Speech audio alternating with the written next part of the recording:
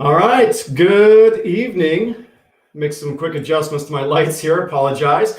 And welcome back to the Lemonade Show, week 4 of season 2.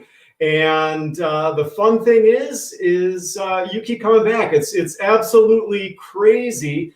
There's a buzz happening on the streets, and I really appreciate you coming back every week and sharing in these moments of positivity. And I think it's just something that is really something that we're all really reaching for at this point. And it's just a nice change of pace. At least I think so. And apparently you do too. That's why you're here. So once again, my name is John Koral, and this is the Lemonade Show. And I teach at Clarkson High School. I'm also a local realtor here in North Oakland County. And so that's who I am. That's what we do. Now, my guest this week. Holy cow, am I excited to bring on my guest this week. I've known him for several years, and every time we have conversation, I'm walking away inspired to try something new, inspired to like the entrepreneurial spirit that he really exudes, really spreads over to me as well. And so, and then on top of that, we share an affinity of dad jokes, which might come to your benefit at the end of the show. So stick around until the end, and you might be the beneficiary of our affinity for bad dad jokes. Trust me, you'll want to stick around until the end to hear this. But without further ado, I am glad and happy and honored to bring in Mr. Ryan Koral. What's up? Where's the... Oh, thank you guys. Thank you so much. Do you have a round of applause like that for your guests? That was crazy. Oh, well, Lemonade Show, I have it set. I do have it set where we're at some point we're going to work with a kind of sleight of hand where I was going to have a glass of lemonade in my hand and kind of pass it almost like off the camera, and then you kind of exactly. Yeah, I like that. But that's in the works. I got to talk to my manager about that and see how soon. Let's do lunch, man. Let's do lunch. John, thanks for having me on the show, man. This is great. Really appreciate. Love that you're doing this. And next time I would like some lemonade. Seriously, it's like Yeah, no, absolutely, absolutely, and we can make it pink lemonade or Arnold Palmer, or if you prefer, a John Daly. I think that's the. I think Arnold Palmer is my favorite, just because it's always impossible to say when a server is taking your order. I say like Almo, I know, right? Say that 3 times fast, huh? And I noticed myself, like I have to actually concentrate to say it. I'll have an Arnold Palmer, please. Yeah, and they're gonna know exactly what I'm talking about, what we're talking about. So it's not as if we actually have to enunciate, but it's still. Yeah, I know this is the Lemonade Show. I know this is your show, but can I we're talking about dad jokes. Can I just share just something real quick here? Go for it. This story came up recently. I worked at Paint Creek Country Club in Lake Orion forever ago. My first real job. I was 14 years old. I had just finished 8th grade. I was a dish technician, and I got promoted at some point to busboy. And so I would go out, and I worked with a bunch of friends, and so we were always making inside jokes. What we would do, don't tell anybody. I know this is about positivity. This is something I was 14. Probably made better decisions in my life, but I would go up to tables, and my job was to clear dishes and things from the tables. And I would ask the people, I would say to like the man or, whatever, I'd say, are you dumb, sir? So instead of saying, are you done, sir? I would say, are you dumb, sir? And then inevitably everybody would say like, yeah. And then I would go back to the kitchen and tell all the other guys like, oh, that guy over there said he's dumb. Terrible. Okay, I digress. Back to you. It's like, oh, got another one. Totally.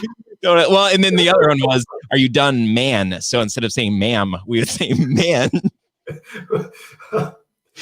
Oh man, I'm sorry. This is So terrible. I imagine that when Super Troopers came out and they had that whole like, all right, meow, that was like right up your alley. Oh gosh, wow, yeah, I'm ridiculous.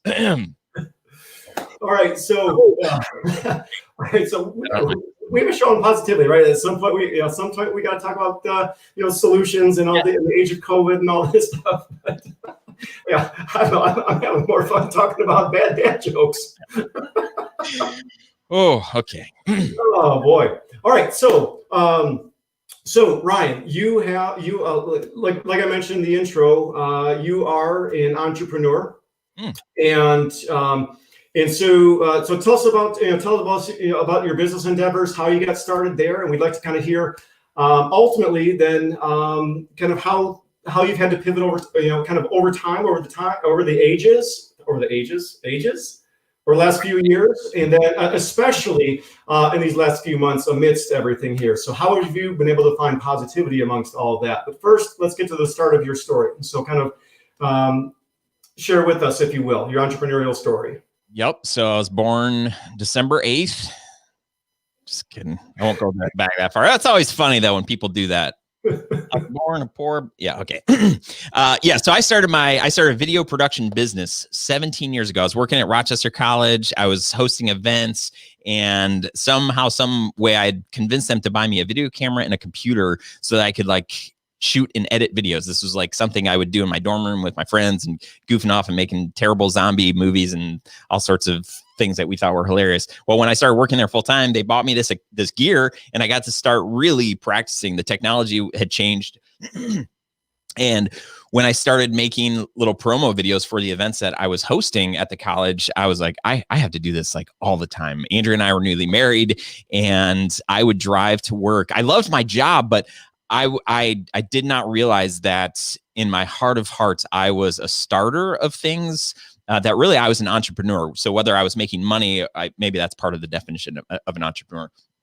But I had created I was a part of so many things, things that, my first thing was a magic show when I was in third grade. And that's kind of where, I started thinking about making money. And I did have a lemonade stand, probably when I was in third grade, fourth grade, although we lived on a dirt road in the middle of nowhere.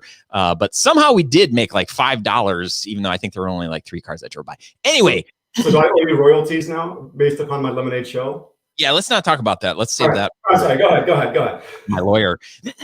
So I left the college. My wife and I just said, let's try this thing for 6 months. If I don't get any video clients, then, I'll try to find another real job again. And it worked. The church we were going to, the college we were at, people were contracting me. My friends, family were finding out that I was doing video stuff. And then I eventually got hired by somebody that I didn't know. And they wrote me a check for $300, and I was like, oh my gosh, this is amazing.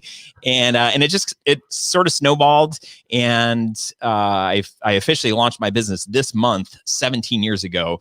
And it's been awesome. It has definitely had a lot of challenges, a lot of pivots over 17 years. I used to work by myself. I used to work in a little bungalow in Royal Oak, and I used to be longing to have more people that I could share ideas with and grow with, but it happened eventually, as we were getting busier doing video jobs. For a bunch of years we were shooting these really high-end, gorgeous cinematic wedding films, and I got to kind of go all over the world and film celebrities and I was in a lot of places that I should not have been in, but people were actually paying me money to be in these places. So it was super fun. And then as I really wanted to grow the business, Andrea and I had, we had a couple of kids, and we're like, man, one day it'd be awesome to have a bigger house. And so our financial goals and dreams kind of started growing, and I was hiring more people. So then in 2012, we added a corporate brand. So we started a corporate brand to the video production business, and we started working with businesses and telling their stories, so that they could have marketing pieces that were really engaging, kind of authentic pieces, documentary storytelling, people stories. Those are our favorite thing to do. And so that's what we do today. That's kind of the primary focus of the video work that we do today. And everything kind of came to a halt back in March, where we've got a couple of big clients that they stopped doing anything, and it kind of made us have to stop doing a lot of what we were doing, which would normally be, going to our client's facility, sitting down with, their founder or employees or clients or whatever, doing interviews, capturing B-roll just around their place or whatever. So a lot of traveling, lots of time at our clients' places, and that all stopped. And anytime that we've faced financial strain in the business, or an employee, like a key employee decides to move on, we have a baby, and I kind of have to be out of pocket, even though I'm the main sales guy. And there have been a number of things over the years that have really made me have to think kind of like outside of myself, instead of just doing the work that's right here in front of me, the stuff that kind of always works, because it doesn't always work. And different seasons call for different things. And yeah, I mean, that's just kind of the story. Yeah. There's so many different aspects of this I want to dive into a little bit, if you don't mind. I don't mind. As a quick aside, Tom Tillier, he's giving you a ton of props on your lighting, by the way. Thanks, so Tom's joining us tonight. Hey, Tommy. And so, but yeah, so the first one I want to kind of dive into real quick is, you mentioned, so back when you were in school, it started off as a sort of this hobby almost. And you said you were making like bad zombie videos. And so where did you see yourself at the time in school? I mean, was this the direction you saw? So what were you going into? I had no idea. My major had changed, I think, 4 times. I started computer engineering. Then when I took my first chemistry class, I was like, okay, I can't do that. Change to computer science. I think similar thing. I thought I was going to be making computer games and video games and stuff like that. And and then I thought I'd be a teacher. And then I thought I was going to be a youth pastor. And then maybe before that, I thought I was going to be a rock star. I don't think any of those. I was a rock star. I have cut a couple of albums, though. I think we printed 400 CDs, and I still carry with me about 150 of them. So it's been a slow kind of burn, if you will. Nice. Did you play the guitar? I wish I was that cool. Just a regular old guitar, if you will. Yeah. And no, I love it. I love that there's the idea there. Because I think, again, with on the teaching side of things, I run into so many students who feel as though at 17, 18 years old, they have to have their whole life figured out. Okay. And of course, I'm sitting here like she's Pete's, I'm almost not yet 40. And I don't even know if I have it all figured out. I love teaching. I love doing real estate, but at the same time, it's wherever life is taking me and wherever I feel a nudge to go, that's what I'm going to do. If my time, talents, and treasures. And it seems like that's kind of what happened here, to where you stumbled into something that you really and truly love, and certainly have an affinity for. I've seen your work; it's outstanding, right?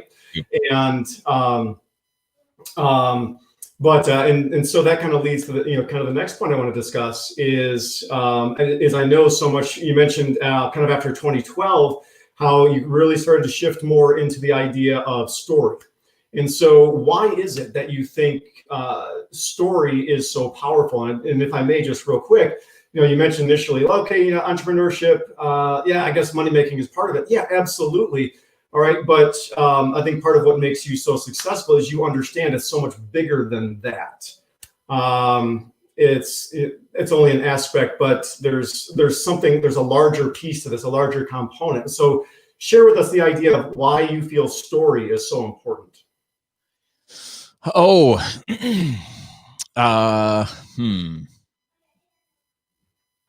It's sort of, I think it's just always been ingrained in me. I've always appreciated people that share their heart and that don't sugarcoat things. That I think a lot of it came from my dad. My dad was blue collar, and he probably said a lot of things that I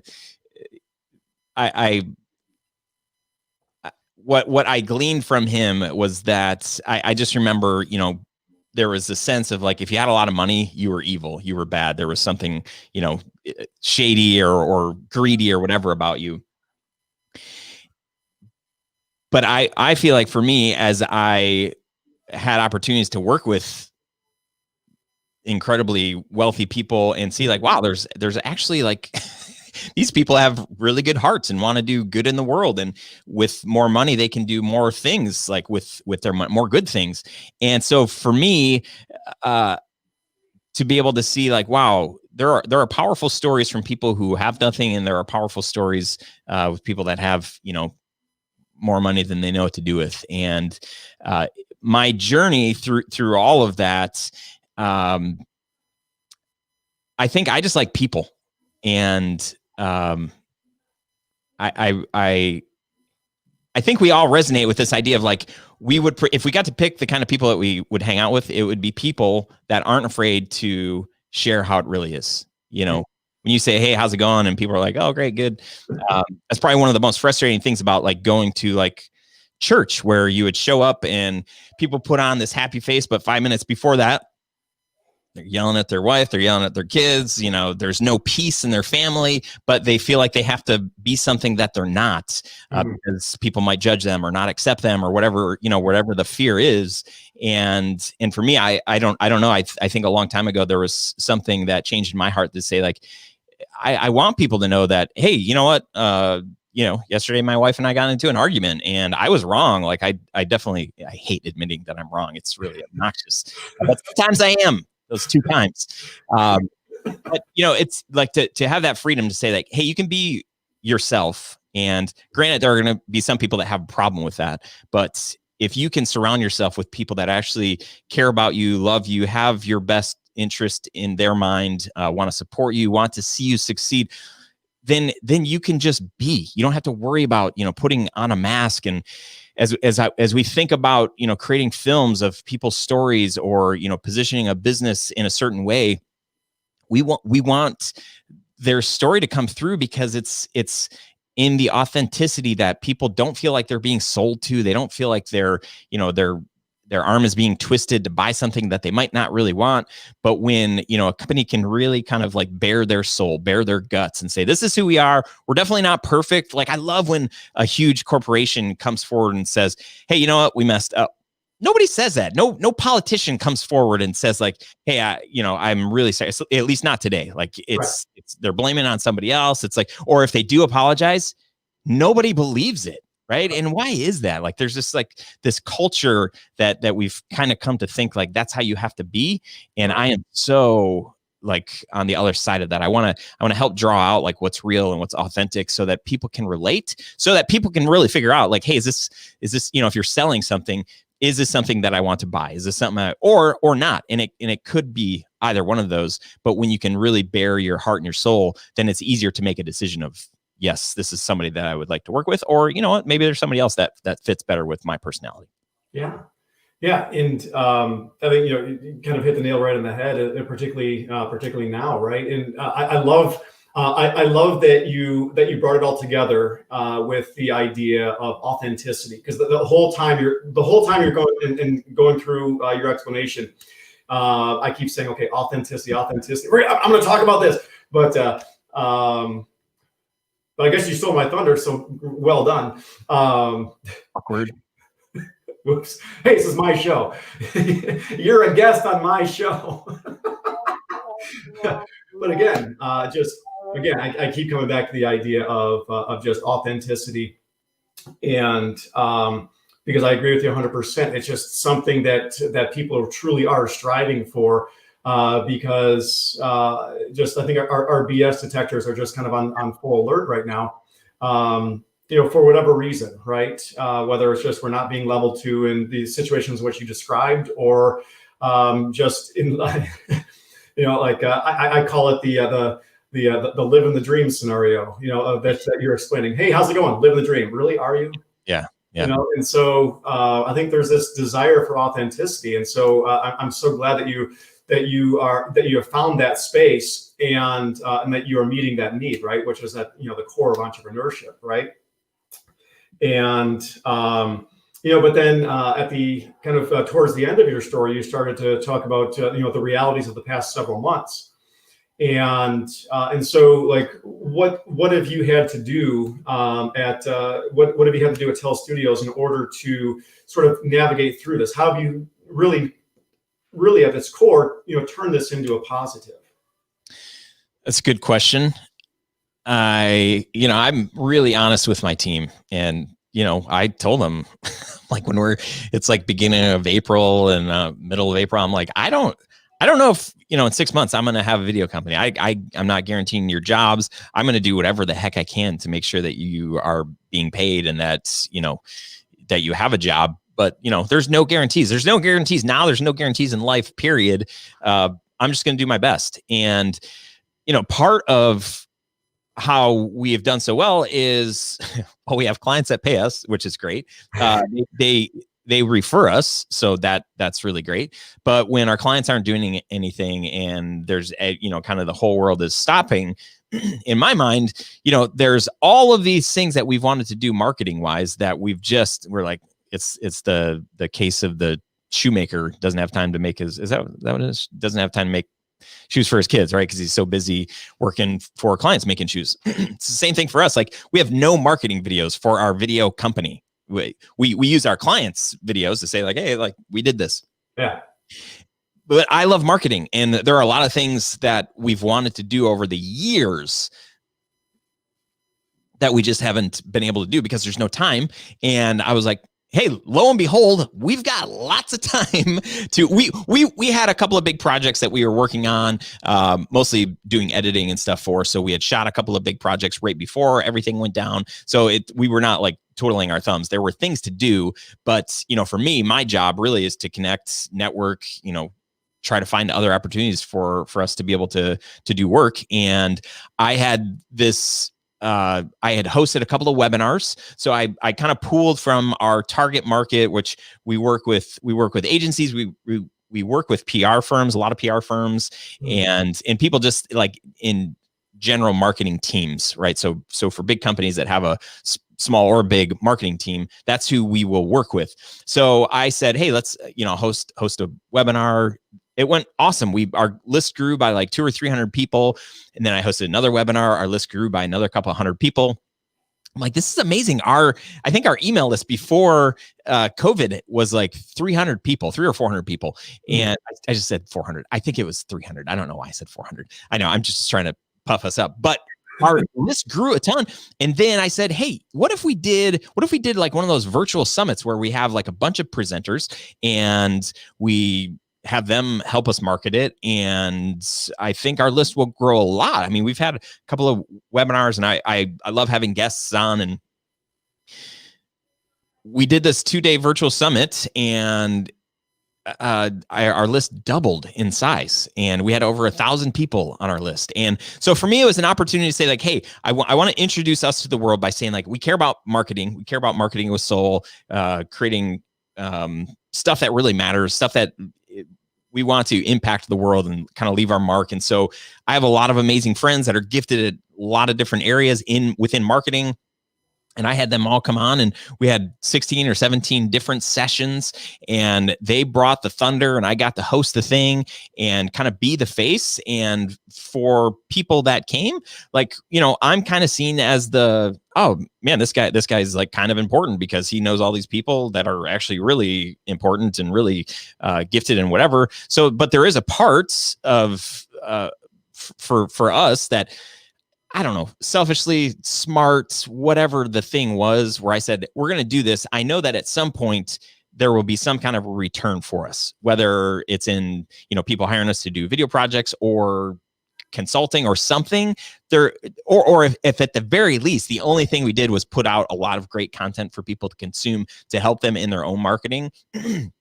That was good enough for me because there was no guarantee of any return. Nobody was giving us money. Nobody was saying like, hey, do this thing and we'll hire you for this video job. So we did it. And I would say it was one of the coolest things that I've done, because something that I've struggled with for a long time is perfectionism. And I've said no to a lot of things. There are a lot of ideas that so many ideas as an entrepreneur. I've come up with a new business or new product or service, like, every hour on the hour. So many things that I don't do because I'm like, like it's not going to look good. I'm not going to like, I don't have branding for it. It's going to take too much I don't want people to laugh because it looks terrible. I'm not going to be proud of it. Just so many different excuses for me not doing things. And I hesitated for a half second to not do this virtual summit because I was like, it's 4 weeks away and there's no way I'm going to be able to do it with excellence. And I want a logo and a graphic and I want, cool soundtrack for me. I can be like, just all of the things. But I said, you know what? No, one of my favorite sayings of all time is you don't learn until you launch. And a friend of mine, Graham, has another saying. He says, go ugly early. So the gist of it is just to do the thing. What's the worst that's going to happen? Like, people might say that's terrible. Most of the time, people just don't pay attention. So you might come up for like 1/2 second on social media or whatever. And if they're not interested, they're passing by. They don't care. At least the people that you care about caring, we just spend way too much time thinking about what people think and care about us. So getting that out of the way and just saying like, hey, just try something, just whatever that thing is, like getting out there, not waiting until it's like perfectly polished. And okay, now I can share my story. I've got the best lighting and all of the things. So now I can be on video. And I take blame for like not doing so many things until I have like really nice lighting or nice camera or whatever. But I still have done some things before I had that stuff, which every time now where I'm faced with this, like, hey, this is a good idea, but I don't have, and I start saying, and I start coming up with different, excuses as to why, then I try to step back and say like, will this be good? If it succeeds, can this be good for the world?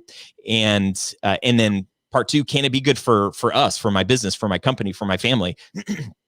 And if the answer is yes, then it's like, okay, it's probably not going to look exactly how I want, but I'm going to launch with, 0.5 or 0.9 or, whatever. And if it needs more attention later, I can give it more attention later to make it prettier, make it, whatever that thing is. But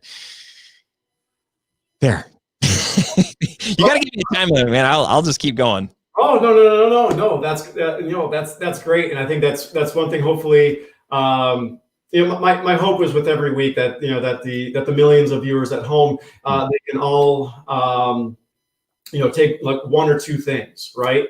And so I love how you ended that there, essentially kind of breaking through this idea of that things don't have to be perfect for you to get started. Just start. Just start, and from there you can adjust, make improve, whatever's got to happen. But just start the thing. Yep. And so no, I really love and appreciate that. And so folks at home, if you'd like to check out some of Ryan's work at his business, you can go to his website. Down there somewhere. as we do the dance. At www.tellstudios.com, and I will go ahead and add that into the comment section as well, so you'll be able to click the direct link.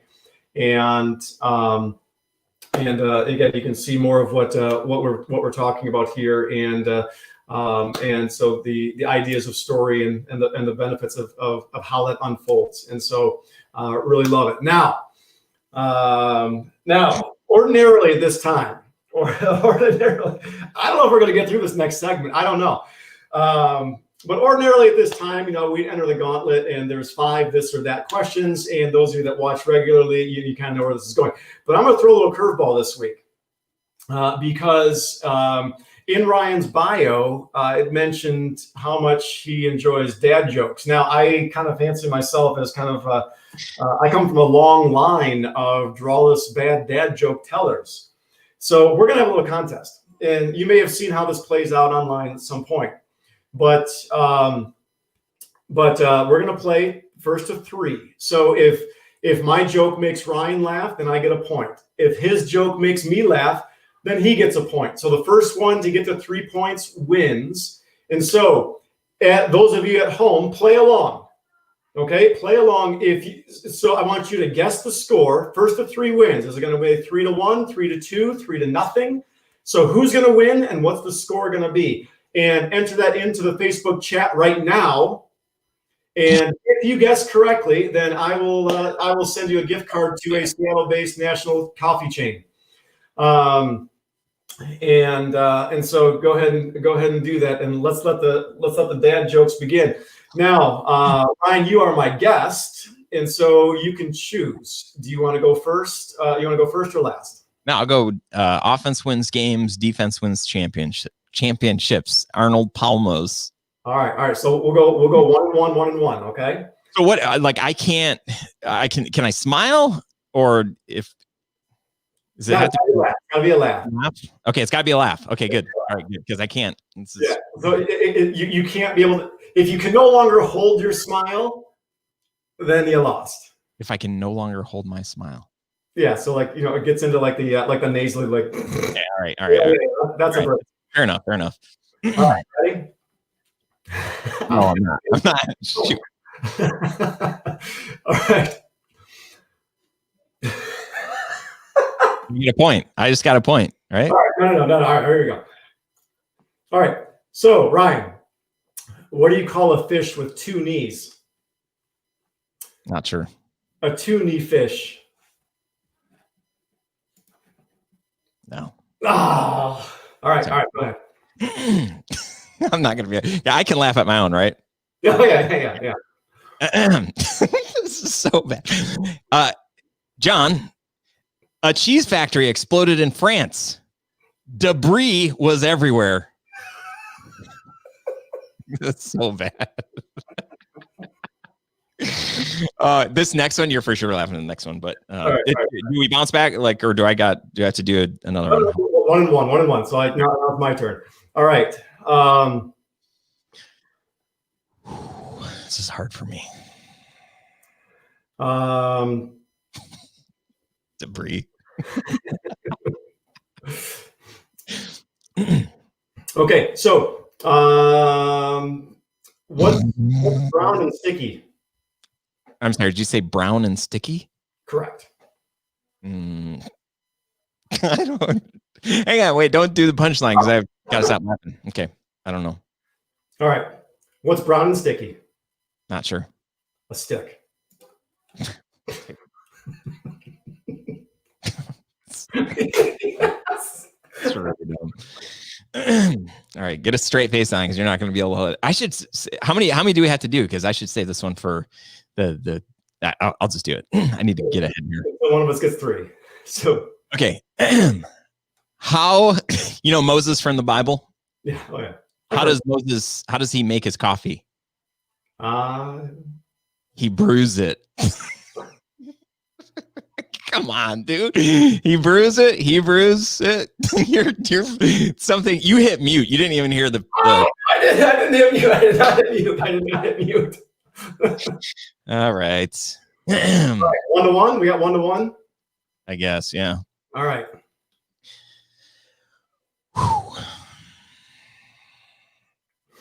All right.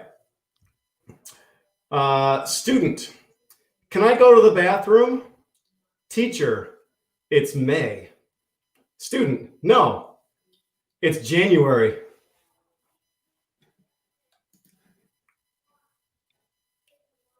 Oh, yeah. See, I didn't even get it. So, all right. I was like, the person's name is May. Okay. Yeah. So it's May I go to the bathroom? Yeah. Flex. Yeah, it's kind of hard to tell a 3-part joke, on a dad joke series. Yeah. All okay. Right. Okay. You want to hear a joke about construction? Yeah. I'm still working on it.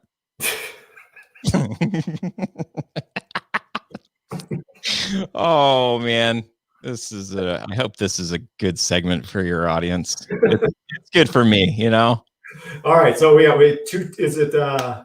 2-1. 2-1. Your back's against the wall here, man. Against the wall. All right. Well, I was going to give you this dull pencil, but it's pointless. You're so dramatic. Yeah. Yeah. Okay. So next point wins, right? Point wins. Next point wins. John, what do you call mac and cheese that gets all up in your face? I don't know. Too close for comfort food. No, not that one. Oh, dang it. All right, here we go. Think sad thoughts. Oh, here's a good one. Here's a good Halloween one. All right. Don't you put another boogie in it or whatever. No. Okay. All right. No. This is way more sophisticated than the boogie joke. Why do vampires seem sick? They're always coughing. No, I'm holding out. I'm holding out for a good one. That was not a good one. All right, you ready? Yeah, I'm ready. Why do melons have weddings? Because they cantaloupe.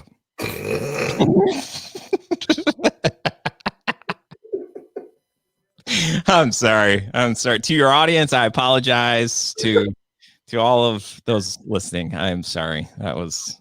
Oh, I should have. If I can anticipate it, then I my URL off the page. I don't want people to associate me with my website. After all that was. All right. So we had someone. Let's see. Lois was saying, okay, it was going to be 2-1. We got to get to 3. And so a few other folks here. Those will all come in. But yeah, we pretty much broke the internet. That was awesome. Yeah. Yeah, we should probably not subject people anymore. I think our viewership just plummeted, and nobody's coming back next week. I was gonna turn my light on to try to distract you. Forgot about that.